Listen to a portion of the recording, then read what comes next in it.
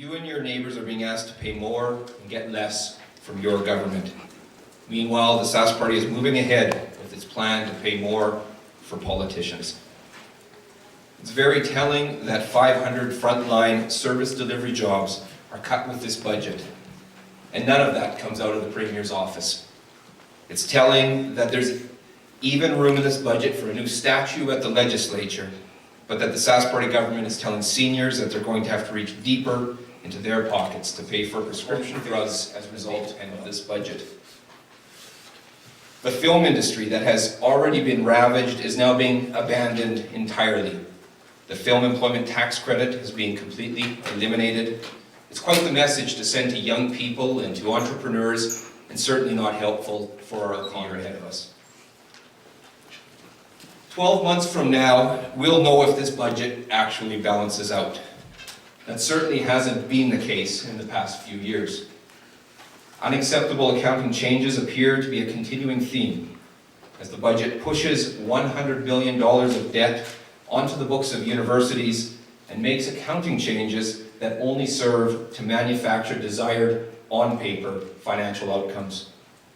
And it looks entirely possible that the Sask Party's potash projections could prove unrealistic, as they have in the past.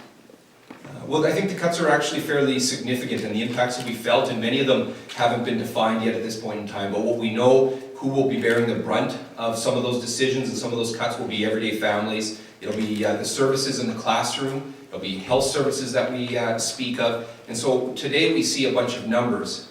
What we haven't seen is a definition of what this means for class sizes or for educational supports, or how it relates to students that are trying to pay for tuition. Those are the impacts that we're articulating here today. So certainly it's austerity for everyday families here in Saskatchewan coming delivered by the Murray, our concern is that we see a nickel and diming of seniors. In fact, it goes well beyond nickel and diming. So the Sask Party is saying, well, they're giving something on one hand, but then they're taking it and taking it and taking it again. And we see that whether it's the increase on the prescription drugs, we see that through the increases to ambulance care, and we see that through now charging, if you can imagine, seniors a couple $100s a year for hygiene products and care. Yeah, we believe very much in the principle of being responsible to the priorities of Saskatchewan people today, but also serving that next generation. And that concept of making sure that you're balancing your budget, paying down debt, but then also leaving some dollars for future generations is something that's fundamentally important. Well, on a couple notes. A, we don't even report our finances in the same way the rest of Canada does, which very much prevents the sort of analysis and comparison that is helpful. But on a few fronts, we had an example this week that was highlighted where we have a private care facility, Amicus, that was sort of an ideological pursuit of this government instead of a common sense solution, which is costing taxpayers more than $20 million. We know that we have tens of millions of dollars that's being spent needlessly for high interest loans in education to punt debt onto the school boards. So we have dollars in these sorts of scenarios. We have priorities that are being chosen to spend money many years forward on politicians. We have a government that seems to really struggle with being able to manage its relationship with the federal government.